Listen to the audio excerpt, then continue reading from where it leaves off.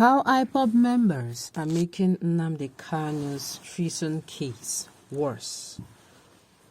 Welcome to the news, and please subscribe to our channel to get notified when we post hot juicy news updates. Please click on the notification bell. Well, I have been waiting for this kind of an article for a very long time because I always come out to say that IPOB, yes, they are fighting for their freedom, and I also go and I always say that if you look at it at the end of the day, it is all boiled down to equity, fairness, and justice, blah blah blah. But the way they go about it sometimes, or most times, is not the way. You come out and you threaten, you come out and you say things, and you think those things are not going to have effect. Come on now. The Nigerian government is looking for everything to hold NNAMDI KANU captive. And you people just keep giving it to them.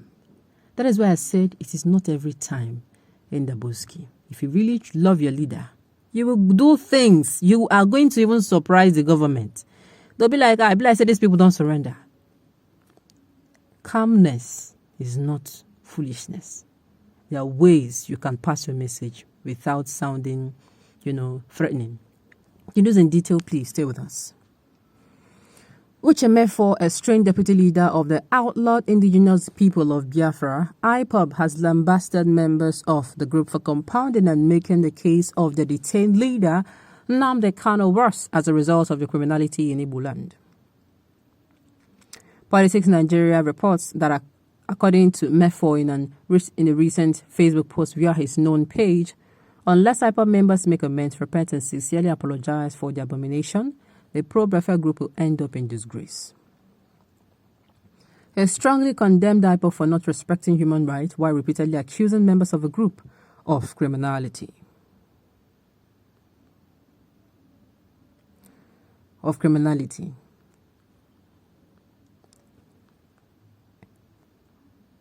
Biafra, read MEFOR's post reads, Biafra can only be restoring human rights, compliant ethos, and not criminality.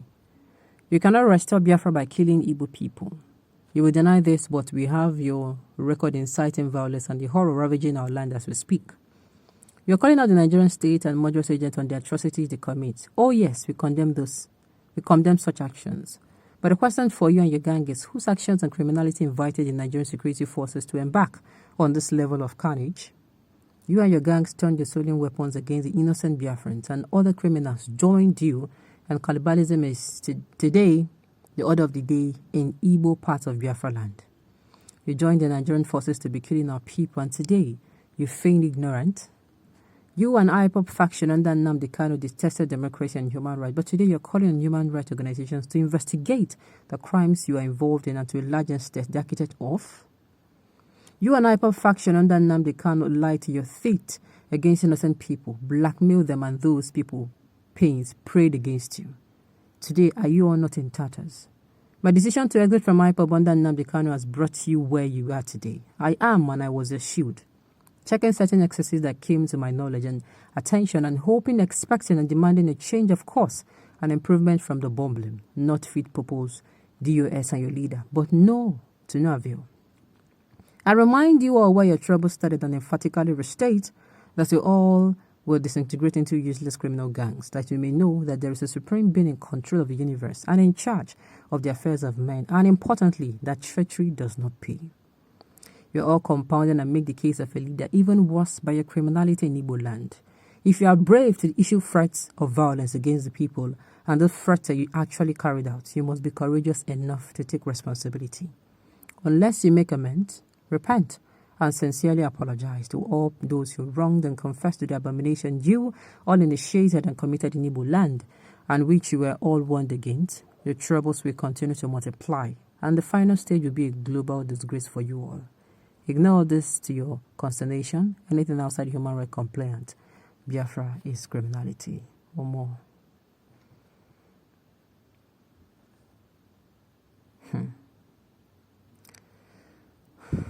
Well,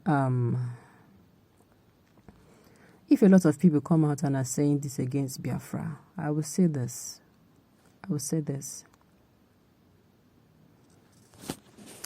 then they should check and recheck their memorandum of operation.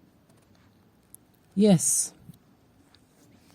You cannot be coming out. Like I said, you cannot come out and say, oh, Nigerian government, if you don't do this, if you don't release our leader, this will happen, that will happen. And you claim that after saying that, those things happen. You come out and you're like, you're not the one. No. That is why you should, whenever you're doing things, you include what they call wisdom. Yes, you are wise. In this life is very mysterious. Let me even drift a little. We have had cases of people having problems, just two individuals having issues, and one of them will say, I will deal with you, I'm going to show you, I will do this and that. And at the end of the day, he does not mean any of those things, and he went away. He goes away. And those things actually happen. The devil uses the opportunity, or somebody else that has been fighting against that person. Why? So that at the end of the day, the crime will not be traced to him in particular. It is that person that they saw threatening now. That is when they will say you will do this and do that. And it has happened. And IPOB keep doing this as in every time. They don't come out to demand peace. They're always of war, as in Indaboski. It is not the right way. I will say this now. They are going to come for me, but I will say this. Haven't you learned from the lesson of Nigerian civil war? What fanned the flame? What exactly fanned the flame? It was this same kind of way. You're not giving peace a chance. You're not going about the matter very calmly. Quietness is not foolishness. Being calm, it even shows that you know what you're doing. You are going, in the world's eyes, it's going to be in Nigerian government. These people is like, they are now calm. But you know what you're doing. Now that is about the talks. Then the doings happening, like I said, it is going to be very difficult. In fact, whatever this man has said is convincing enough. It's convincing for somebody who is not in the southeastern region. It's convincing for even those in the southeastern region that face these things. Yes, it's very convincing. For someone who don't even know anything about Biafra, and all of a sudden they tell him, oh, these people, they do this. The person will start shaking his or her head. It is better you keep doing what you're doing, but in a very different manner, a manner of peace. If you fight Nigerian government from now till next year, nothing will change. These people, you don't forget them violently. As in slow and steady, you get them. Even those that even go there to this to make peace or to talk peacefully, sometimes even say you did not send them, or you did not send them. Yes, you did not send this and that. But my own is, you should ensure that at the end of the day, they retrace their steps. The so-called Biafrans are dying on a daily basis. It's not by coming out and issuing threats. It is going to be very difficult to believe that Biafrans do not do this to someone who is not a member. Even if you are a member, I think it will get to a point where you are going to start asking yourself, when this thing started, before this thing started, we are not like this. How did we get here? A word is enough for the wise. A word is sincerely enough for the wise. On this note, we've come to the end of the news to say thank you for tuning in to listen. Until I come your way next time, enjoy the rest of your day.